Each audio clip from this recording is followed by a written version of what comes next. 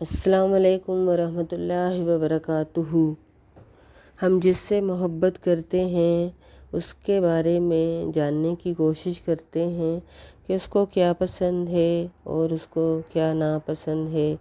نبی کریم صلی اللہ علیہ وسلم، ان کے بارے میں ہمارا رویہ بہت ہی بے وفائی اور جفا کشی پہ مشتمل ہے۔ ہم نے بہت کم جاننے، سمجھنے اور عمل کرنے کی کوشش کی۔ ہم نے جانا کم تو دوسروں کو بتایا بھی نہیں، دوسروں کو سمجھایا بھی نہیں، اور عمل تو ہم نے بہت ہی کم کیا۔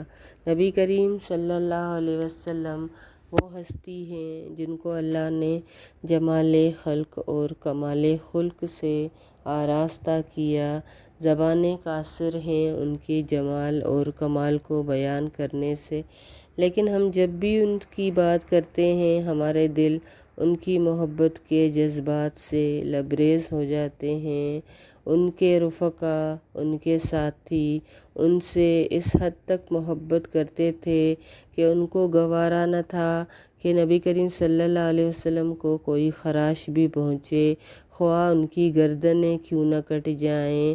آپ صلی اللہ علیہ وسلم وضو کرتے تو صحابہ وہ پانی حاصل کرنے کے لیے جھپٹ پڑتے۔ آپ کہیں آرام فرما ہوتے تو ان کے پسینے کو اکٹھا کرتے اور وہ خوشبو ان کو ساری دنیا کی خوشبوؤں سے عزیز ہوتی۔ آپ صلی اللہ علیہ وسلم کو اللہ نے خلق اور خلق کے علاوہ مقام بھی عطا کیا۔ اللہ نے اس روئے زمین پر سب سے بہترین خاندان میں سے ان کو اٹھایا۔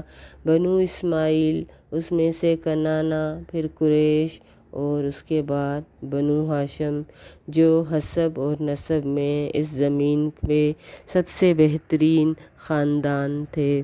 نبیوں کا امام بنایا۔ اللہ نے سارے نبیوں سے وعدہ لیا کہ ایک نبی آئے گا تو اس کی نبوت کو مانیں گے اور اس کی مدد بھی کریں گے۔ ایک بار حضرت عمر کے ہاتھ میں کچھ صحیفے تھے۔ اللہ کے رسول نے وہ دیکھا تو ان کے چہرہ مبارک پہ ناراضگی کے آثار نمودار ہوئے۔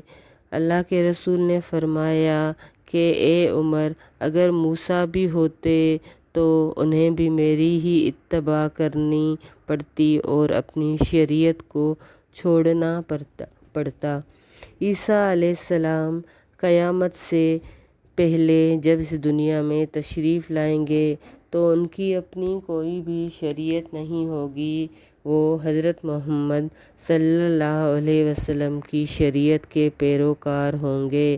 اللہ کے رسول نے فرمایا کہ میں آدم کی اولاد کا سردار ہوں۔ قیامت میں سب سے پہلے میری قبر پھٹے گی، میں پہلا شخص ہوں گا جو اپنی قبر سے اٹھوں گا، اور میں پہلا شخص ہوں گا جو شفاعت کروں گا۔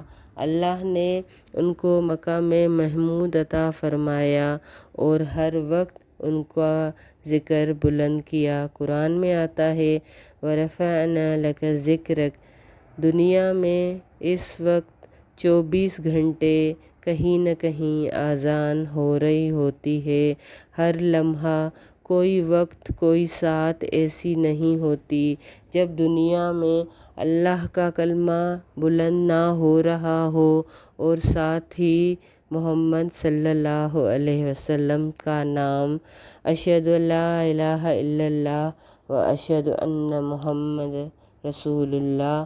کوئی نماز ایسی نماز نہیں ہوتی جس میں ان کا نام، درود نہیں پڑھا جاتا، اور دین میں کوئی بھی داخل نہیں ہو سکتا جب تک وہ لا الہ الا اللہ محمد الرسول اللہ نہ کہہ سکے۔ معراج والی رات اللہ نے رسول اللہ صلی اللہ علیہ وسلم کو کلام کرنے کے لیے اپنے پاس بلایا۔ یہ عزت اور شرف کی بلندی ہے، کیونکہ دنیا میں بھی ہم دیکھیں، اگر کسی سے کوئی بڑا آدمی، کوئی بادشاہ، وزیر اعظم کسی کو فون کر لے تو یہ اس کے لیے بڑی عزت کی بات ہوتی ہے، مگر اگر وہ اس کو اپنے پاس بلا کے بات کر لے تو یہ عزت کا اور زیادہ اعلیٰ مقام ہوتا ہے اس شخص کے لیے۔ اسی طرح نبی کریم صلی اللہ علیہ وسلم سے کلام کرنے کے لیے اللہ نے ان کو اپنے پاس بلایا۔ موسیٰ علیہ السلام چھٹے آسمان پر جب رسول اللہ صلی اللہ علیہ وسلم نے ان سے ملاقات کی تو موسیٰ رو پڑے۔ جبرائیل علیہ السلام نے ان سے پوچھا کہ کیا ماجرا ہے، تو انہوں نے کہا کہ میں اس بات پہ رو رہا ہوں کہ یہ نوجوان جو میرے بعد آیا لیکن شرف اور مقام میں مجھ سے آگے بڑھ گیا، یہ بات انہوں نے صرف رشک میں کی تھی اور ان کا یہ کوئی بھی مقصد نہیں تھا کہ ان کے دل میں کوئی حسد تھا۔ اللہ کے رسول کا اللہ نے اسی طرح مقام بہت بلند کیا۔ جب کوئی بھی نبی آتا اس کی قوم ان کی بات نہیں مانتی، ان کی دعوت کو نہیں مانتی تھی، تو اس نبی کے سامنے اس قوم کو عذاب آتا، اس نبی کے سامنے ہی وہ قوم فنا ہو جاتی۔ نوح علیہ السلام کے سامنے ان کا بیٹا غرق ہوا، یونس علیہ السلام کے سامنے ان کی قوم کو عذاب آیا، لیکن اللہ کے رسول کی یہ شان تھی کہ جب تک وہ اپنی قوم میں موجود تھے تو ان کی قوم کو عذاب نہیں آیا۔ اللہ نے ان سے فرمایا کہ اے نبی، جب تک تم ان کے درمیان میں ہو یعنی قوم میں، تب تک میں ان کو عذاب نہیں دوں گا۔ یہ شان ہے اس نبی کی۔ اللہ نے ہر نبی کو کوئی نہ کوئی معجزہ دیا، لیکن اس نبی کے بعد دنیا سے جانے کے بعد وہ معجزہ بھی اس نبی کے ساتھ ہی ختم ہو گیا۔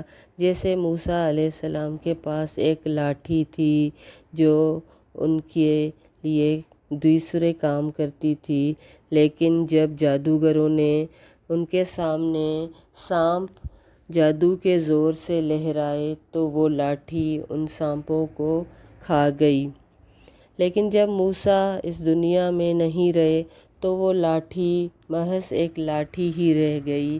مگر قرآن جو اللہ کا معجزہ ہے، جو اللہ نے اپنے اس نبی صلی اللہ علیہ وسلم کو عطا فرمایا، وہ آج 1400 سال گزرنے کے بعد بھی اس دنیا میں موجود ہے۔ یہ اس نبی کی شان ہے۔ اللہ نے فرمایا کہ تم آدم سے لے کر آخری انسان تک، آدم علیہ السلام سے آخری انسان تک اللہ کے رسول صلی اللہ علیہ وسلم کے جھنڈے کے نیچے ہوں گے۔ محشر کا دن جو سخت دن ہوگا، ہر کوئی اپنے اعمال کے حشر کا دن وہ دن ہوگا جو سب سے زیادہ سخت دن ہوگا۔ ہر کوئی اپنے اعمال کے مطابق اپنے پسینوں میں ڈوب رہا ہوگا، کوئی پیٹ تک، کوئی حلق تک، کوئی کانوں تک اس پسینے میں ڈبکیاں مار رہا ہوگا، یہاں تک کہ کافر بھی حسرت کریں گے کہ اللہ اب حساب ہی لے لے، خواہ ہمیں جہنم میں بھیج دے۔ تو ساری انسانیت ہر نبی کے پاس جائے گی اور اس نبی سے کہیں گے کہ اللہ سے سفارش کریں، وہ حساب شروع کریں، یعنی ابھی حشر قائم ہو رہا ہے، ابھی اللہ اس طرح غضب میں ہے کہ اس سے پہلے کبھی بھی اللہ اپنے بندوں پہ اس طرح غضبناک نہیں ہوا۔ تو ہر نبی کہیں گے کہ نہیں، میرے سے دنیا میں کوئی نہ کوئی غلطی ہو گئی۔ حضرت ابراہیم کہیں گے کہ میں اللہ کے حضور نہیں جاؤں گا۔ حضرت موسیٰ منع کر دیں گے، ہر نبی منع کر دے گا، کیونکہ ان سے بشر ہونے کے ناطے دنیا میں ایک غلطی ہو گئی تھی۔ مگر اللہ کے رسول وہ کہیں گے کہ ہاں میں اللہ کے پاس جاؤں گا۔ پھر وہ اللہ کے سامنے سجدہ کریں گے، اللہ کی تسبیح بیان کریں گے جتنا اللہ چاہیں گے۔ اللہ فرمائیں گے کہ اٹھو، مانگو، جو مانگو گے عطا کیے جاؤ گے، سفارش کرو، سفارش قبول کی جائے گی۔ تو نبی کریم صلی اللہ علیہ وسلم عرض کریں گے کہ اللہ حساب شروع کیا جائے۔ اس کے علاوہ نبی کریم صلی اللہ علیہ وسلم نے فرمایا کہ اذان کے بعد یہ دعا کرو کہ اللہ مجھے وسیلے کا مقام عطا فرمائے جو دنیا میں صرف ایک انسان کو عطا کیا جائے گا، اور میں سمجھتا ہوں وہ میں ہی ہوں گا۔ اللہ کے نبی صلی اللہ علیہ وسلم وہ پہلے شخص ہوں گے جو جنت کا دروازہ کھٹکھٹائیں گے۔ جنت کے خازن رضوان پوچھیں گے کہ کون ہے؟ جواب دیا جائے گا کہ میں محمد۔ تو وہ کہیں گے کہ میں جب سے اس دروازے پہ کھڑا ہوں مجھے یہی حکم دیا گیا کہ آپ کے لیے یہ دروازہ کھولوں، اس کے علاوہ کوئی بھی نہیں ہوگا جو یہ دروازہ کھلوائے گا۔ یہ میرے نبی کی شان ہے جو کسی بھی نبی کو عطا نہیں کی گئی۔ اللہ کے رسول صلی اللہ علیہ وسلم فرماتے ہیں کہ اللہ نے مجھے دوسرے نبیوں پہ بہت سی فضیلتیں عطا کیں، یہ اللہ نے ان کو شرف دیا، یہ اللہ نے ان کو بخشش عطا کی۔ اللہ ان کی اس لیے قبول کریں گے، اللہ نے ان کو رحمت بنا کے جہان والوں کے لیے بھیجا۔ قرآن میں فرمایا انا ارسلناک رحمۃ للعالمین۔ نبی کریم صلی اللہ علیہ وسلم فرماتے ہیں میں وہ رحمت ہوں جو اللہ نے تم کو تحفے میں دی۔ کسی نے کہا کافروں نے آپ کو بہت تکلیفیں دی ہیں لہٰذا آپ ان کے لیے بد دعا کریں، تو فرماتے ہیں کہ اللہ نے مجھے لعنت ڈالنے کے لیے نہیں بھیجا بلکہ مجھے تو رحمت بنا کے بھیجا ہے۔ اللہ کے رسول دعا کرتے ہیں کہ میں انسانی تقاضوں کی وجہ سے کسی کو سخت بات کہہ دیتا ہوں تو اے اللہ میری اس بات کو ان کے لیے رحمت بنا دینا۔ اللہ کے رسول مومنوں کے لیے اتنے ہمدرد اور شفیق اور رحیم ہیں کہ اگر مومنوں کو کوئی تکلیف پہنچتی ہے تو وہ بات ان کو بہت تکلیف دیتی ہے۔ قرآن میں آتا ہے لَقَدْ جَاءَكُمْ رَسُولٌ مِّنْ أَنفُسِكُمْ عَزِيزٌ عَلَيْهِ مَا عَنِتُّمْ حَرِيصٌ عَلَيْكُمْ بِالْمُؤْمِنِينَ رَءُوفٌ رَحِيمٌ کہ تحقیق تمہارے پاس ایک رسول آیا ہے، اگر تمہیں کوئی تکلیف پہنچتی ہے تو یہ بات اس کو شاق گزرتی ہے، وہ حریص ہے تم پر، تم مومنوں کے ساتھ بہت شفقت کرنے والا اور رحم کرنے والا ہے۔ اللہ کے رسول فرماتے ہیں اگر مجھے امت کی مشقت کا احساس نہ ہوتا تو میں ہر نماز کے لیے مسواک کا حکم دوں، مگر مجھے لگتا ہے کہ کہیں یہ فرض ہو جائے، یعنی ان کو امت کی مشقت کا اس قدر احساس تھا۔ تراویح پڑھائی، 3 دن پڑھائی، چوتھے دن صحابہ جمع ہو گئے، مسجد بھر گئی، انتظار کرتے رہے مگر آپ صلی اللہ علیہ وسلم نہ نکلے۔ فجر کے وقت نکلے تو فرمایا کہ مجھے معلوم تھا کہ تم لوگ کس قدر شدت سے میرا انتظار کر رہے تھے مگر میں ڈر گیا کہ کہیں یہ فرض نہ ہو جائے اس لیے میں نہیں نکلا۔ وہ فرماتے ہیں کہ میرا جہاد کے لیے بہت دل کرتا ہے مگر کچھ لوگ جن کے لیے میں سواری کا انتظام نہیں کر پاتا تو میں ان کی دل جوئی کے لیے جہاد پہ نہیں جاتا، کبھی کبھی اور لشکر بھیج دیتا ہوں، حالانکہ میرا دل چاہتا ہے کہ میں ہر جہاد میں حصہ ڈالوں۔ مسلمانوں کے لیے تو وہ رحیم اور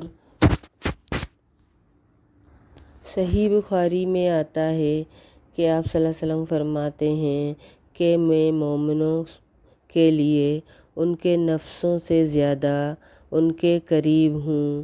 علم کے حساب سے وہ نہیں جانتے تھے مگر اللہ جانتا تھا۔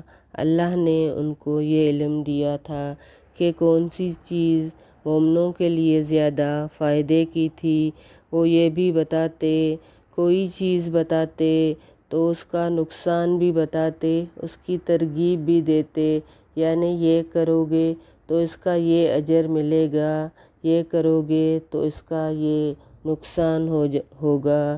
اور فرمایا کہ تم میں سے اگر کوئی فوت ہو جائے تو اس کا قرض میرے ذمے ہے، لیکن جو مال چھوڑ جاتا ہے وہ وارثوں کا ہے۔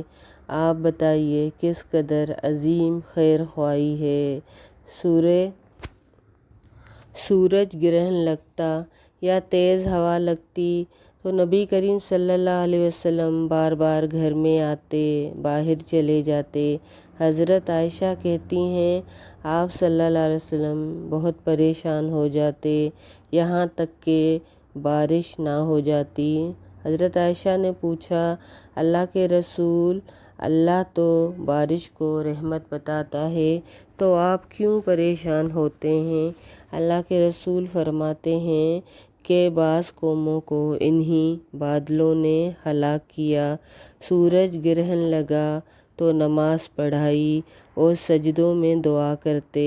صحابہ نے غور کیا اور کان لگائے تو سنا کہ اللہ کے رسول فرما رہے ہیں دعا میں کہ اے اللہ، تو نے مجھ سے وعدہ کیا ہے جب تک میں ان میں سے ہوں تو تم ان پر غضب نہیں کرنا۔ اللہ کے رسول ایک دن حضرت عائشہ گھر میں تھے تو حضرت عائشہ نے ان سے کہا کہ اللہ کے رسول میرے لیے دعا کیجیے۔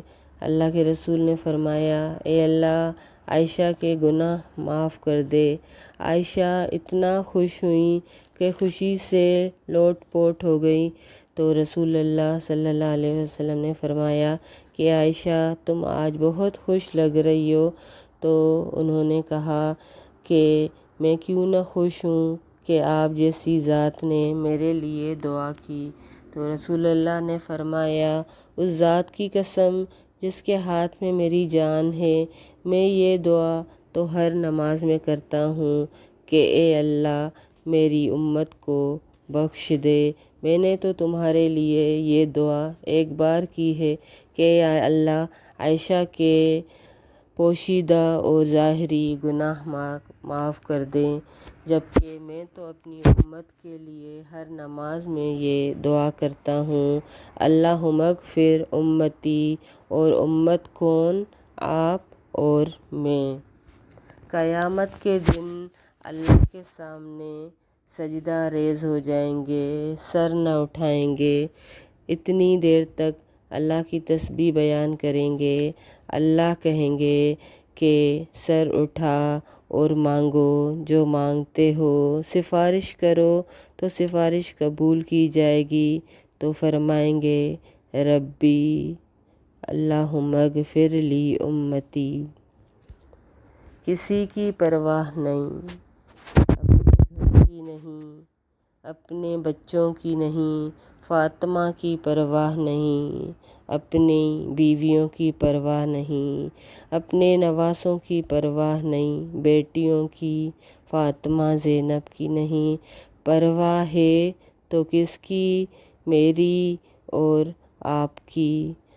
ہمیں کس قدر شکر ادا کرنا چاہیے کہ اس نبی کو اللہ نے رحمت بنا کے ہمارے لیے بھیجا، اور اس کے علاوہ ہر نبی کو اللہ نے ایک دعا کا موقع دیا کہ دنیا میں ہی اللہ سے وہ کچھ مانگ لیں، اور ہر نبی نے دنیا میں ہی ایک دعا مانگ لی، مگر اللہ کے رسول نے اس دعا کو آخرت کے لیے محفوظ کیا۔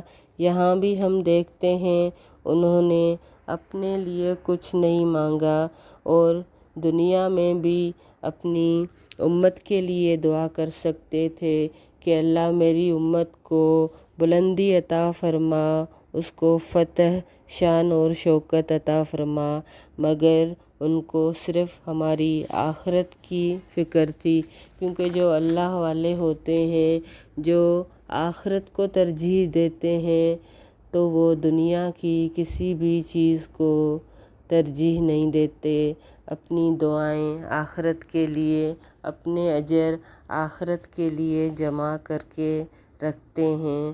تو اس طرح تھے ہمارے نبی صلی اللہ علیہ وسلم۔ اپنے لیے کوئی بھی چیز ہو مشکل پسند کرتے، نماز پڑھتے پاؤں سوج جاتے، مگر جب بھی امت کے لیے کوئی کام کرتے تو آسانی کو اختیار کرتے اور آسانی کو پسند فرماتے۔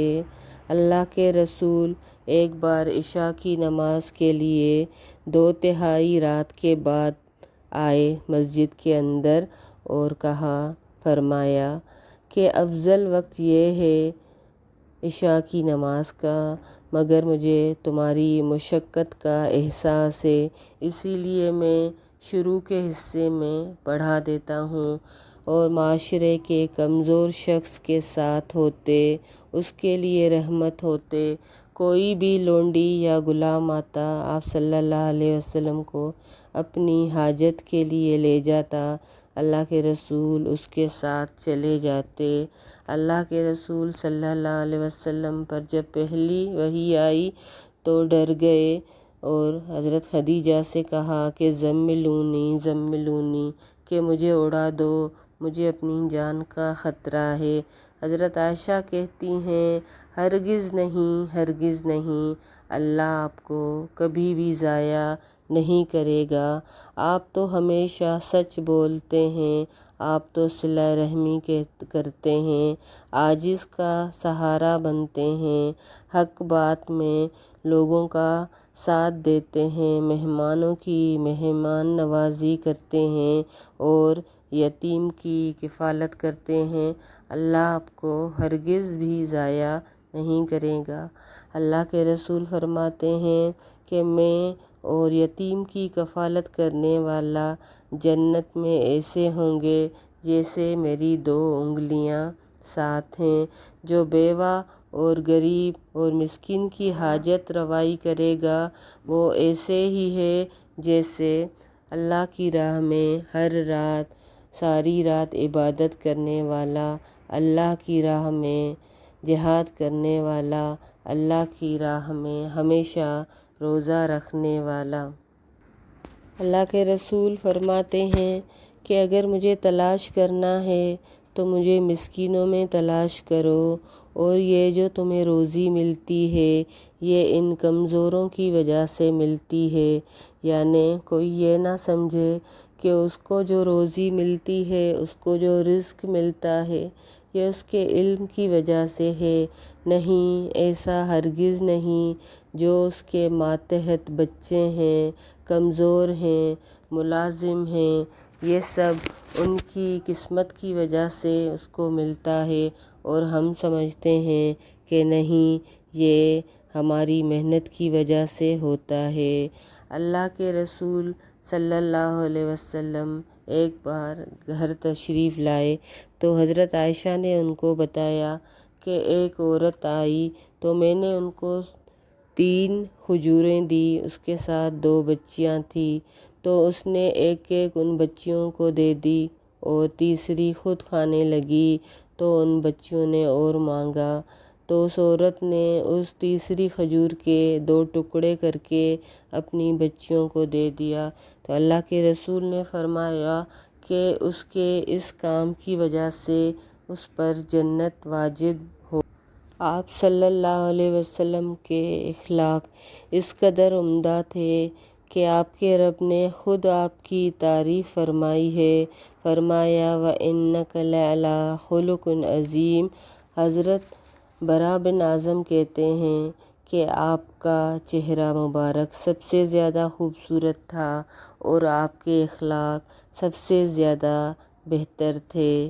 حضرت عائشہ ایک بار ان کے پاس بیٹھی تھیں تو آپ صلی اللہ علیہ وسلم کے چہرے پر پسینہ آ گیا اور ان کی دھاریوں سے آپ کا چہرہ چمک اٹھا، تو یہ دیکھ کے حضرت عائشہ نے کسی شاعر کا یہ شعر پڑھا کہ جب ان کے چہرے کی دھاریاں دیکھو تو وہ یوں چمکتی ہیں جیسے روشن بادل چمک رہا ہو۔ حضرت عمر ان کو دیکھ کے کسی شاعر کا یہ شعر پڑھتے کہ اگر آپ بشر کے سوا کسی اور چیز سے ہوتے تو آپ ہی 14ویں کی رات کو روشن کرتے۔ پھر حضرت عمر فرماتے رسول اللہ صلی اللہ علیہ وسلم ایسے ہی تھے، یعنی اگر آپ بشر نہ ہوتے تو 14ویں کا چاند آپ سے روشنی لیتا۔ حضرت انس کہتے ہیں کہ میں نے کوئی بھی ریشم ایسا نہیں چھوا جو آپ صلی اللہ علیہ وسلم کی ہتھیلی سے زیادہ نرم ہو، یعنی نبی کریم صلی اللہ علیہ وسلم کی ہتھیلی اس ریشم سے بھی زیادہ نرم تھی، اور میں نے کوئی ایسی خوشبو نہیں سونگھی جو رسول اللہ صلی اللہ علیہ وسلم کی خوشبو سے بہتر ہو۔ ایک صحابی کہتے ہیں میں نے آپ کا ہاتھ اپنے چہرے پہ رکھا تو وہ برف سے زیادہ ٹھنڈا اور مشک سے زیادہ خوشبودار تھا۔ حضرت جابر کہتے ہیں کہ آپ نے میرے رخسار پہ ہاتھ پھیرا تو میں نے آپ کے ہاتھ میں ایسی ٹھنڈک اور ایسی خوشبو محسوس کی جیسے آپ نے کسی عطار کے عطردان سے ابھی ابھی ہاتھ نکالا ہے۔ حضرت انس کہتے ہیں آپ کا پسینہ گویا موتی ہوتا تھا، اور حضرت سلیم کہتی ہیں کہ پسینہ ہی سب سے زیادہ عمدہ خوشبو ہوا کرتا تھا۔ آپ صلی اللہ علیہ وسلم کے اخلاق اس قدر بہترین تھے، آپ کی جتنی تعریف کی جائے اتنی ہی کم ہے۔ آپ صلی اللہ علیہ وسلم اپنی ذات کے لیے کبھی بھی کسی سے انتقام نہیں لیتے تھے، آپ بہت کم غضبناک ہوتے اور جلد راضی ہو جاتے۔ جی ہاں، میرے نبی بہت کم ناراض ہوتے، مومنوں کے ساتھ بہت محبت اور مہربانی سے پیش آتے، ان سے بہت کم ناراض ہوتے اور جلد ہی راضی ہو جاتے۔ آپ کے دشمن جتنا آپ کو ستاتے، آپ کی درگزر اتنا ہی بڑھتی جاتی۔ حضرت عائشہ کہتی ہیں رسول اللہ صلی اللہ علیہ وسلم کو جب بھی دو کاموں کے درمیان اختیار دیا جاتا آپ وہی کام فرماتے جو آسان ہوتا جب تک وہ گناہ کا کام نہ ہوتا۔ اگر گناہ کا کام ہوتا تو آپ سب سے بڑھ کے اس سے دور رہتے۔ آپ نے کبھی بھی اپنے نفس کے لیے انتقام نہیں لیا، لیکن اگر اللہ کی حرمت چاک کی جاتی تو آپ صلی اللہ علیہ وسلم اللہ کے لیے انتقام لیتے۔ آپ ہر قسم کے غیظ و غضب سے دور تھے، آپ بہت جلد مہربان ہو جاتے، سخاوت میں سب سے بڑھ کے ہوتے، بخشنے میں عطا کرنے میں سب سے بڑھ کے ہوتے۔ آپ کی سخاوت رمضان میں اس قدر بڑھ جاتی جیسے آندھی اور طوفان تیزی سے آتا ہے۔ جبریل علیہ السلام رمضان میں ہر روز آپ سے ملاقات کرنے کے لیے آتے، آپ کو قرآن کا دور کراتے، تو آپ کی رحمت، آپ کی سخاوت اسی طرح تیز تر ہو جاتی جس قدر جبریل سے ملاقات روز ہوتی۔ آپ صلی اللہ علیہ وسلم سے کبھی بھی کسی نے کچھ مانگا، آپ نے ہمیشہ اس کو عطا کیا، آپ نے کبھی بھی کسی بات سے کسی کو منع نہیں کیا، یہاں تک کہ ایک بار حضرت عمر نے آپ سے کہا کہ اللہ کے رسول، آپ اس چیز کے مکلف نہیں ہیں، یعنی اگر آپ کے پاس کچھ کم ہو تو آپ پریشان نہیں ہو۔ لیکن آپ کا چہرہ مبارک دیکھ کے حضرت علی نے کہا کہ اے اللہ کے رسول، آپ خرچ کرتے جائیے، آپ کو اللہ دیتا جائے گا۔ یہ سن کر اللہ کے رسول بہت خوش ہو گئے۔ آپ صلی اللہ علیہ وسلم سب سے زیادہ حیادار تھے۔ ابو سعید فرماتے ہیں کہ آپ ایک پردہ نشین کنواری عورت سے بھی زیادہ حیادار تھے۔ اگر آپ کو کوئی چیز بری لگتی تو آپ کے چہرے سے پتہ چل جاتا۔ آپ کسی کی برائی نہیں کرتے۔ آپ کو کوئی چیز پسند نہ آتی تو اس کا اظہار نہیں کرتے تھے، مگر آپ کے چہرے مبارک سے پتہ چل جاتا۔ آپ کے چہرے مبارک سے آپ کی خوشی اور ناراضگی کا پتہ چل جاتا۔ آج ہمیں کس قدر ضرورت ہے کہ ہم اپنے نبی کی ان خوبیوں کو جانیں، ان کے ان اوصاف کو دیکھیں اور اپنے آپ میں وہ کردار کی بلندی لائیں جو ہم اس نبی کی امتی ہونے کی حیثیت سے ہم پر فرض ہیں کہ یہ اخلاق ہم بھی سیکھیں اور دوسروں کے لیے اسی طرح خیر کا باعث بنیں، دوسروں کو بتائیں کہ ہم اس نبی کے امتی ہیں، تاکہ دوسرے لوگ بھی جانیں کہ اسلام کس قدر پرامن مذہب ہے اور یہ نبی اس نے کس قدر اپنی امت کے لیے اور پوری انسانیت کے لیے خیر خواہی کی، نہ صرف مسلمانوں کے لیے بلکہ نبی کریم صلی اللہ علیہ وسلم کافروں کے لیے بھی یہی حرص رکھتے کہ سب مسلمان ہو جائیں۔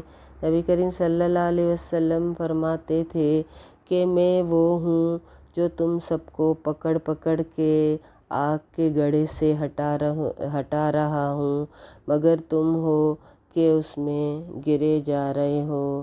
اللہ سے دعا کرتے ہیں کہ اللہ تعالیٰ ہمیں اس دنیا اور آخرت میں بخش دے، اس نبی کی سنت کی پیروی کی توفیق دیں، دوسروں کو بتانے کی توفیق دیں، عمل کرنے کی توفیق دیں۔